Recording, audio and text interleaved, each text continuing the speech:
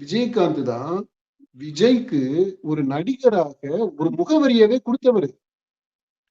விஜயே நடிகராக ஒரு ஹீரோவாக, அதுக்கு முன்னாடி சின்ன சின்ன சைல்டு ஆர்டிஸ்டா நடிச்சிருக்காரு. ஆனா ஒரு ஹீரோவாக நடிக்கிறதுக்கு பக்க பலமாக இருந்து, ஒரு பெரிய தூணாக இருந்து, அவரை சப்போர்ட் பண்ணி, அவருக்கு சொல்லப்போனா முகவரி. விஜய்க்கு நடிகராக முகவரியை கொடுத்தவர் விஜயகாந்த். அதாவது சொந்த புள்ள மாதிரி நினைச்சு அவர் அதை செஞ்சிருக்கிறாரு.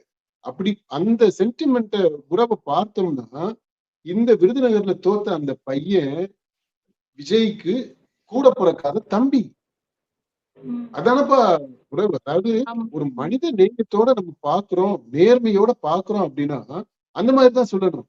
தோத்தது யாரு அப்படின்னா விஜயோட தம்பி. இப்ப இத எப்படி ஒரு மனசாட்சி உள்ள ஒருத்தன் கொண்டாட முடியும்பா? தோத்தது உண்மையிலே சொல்ல போனா விஜய்க்கு இப்ப இந்த விஜய் பிரபாகரன் தோத்தது மன வருத்தத்தை தரக்கூடியதாகத்தான் இருக்கும்னு நான் நினைக்கிறேன். கண்டிப்பாக அது ரொம்ப சந்தோஷத்தை கொடுக்கக்கூடியதாக இருந்திருக்காது.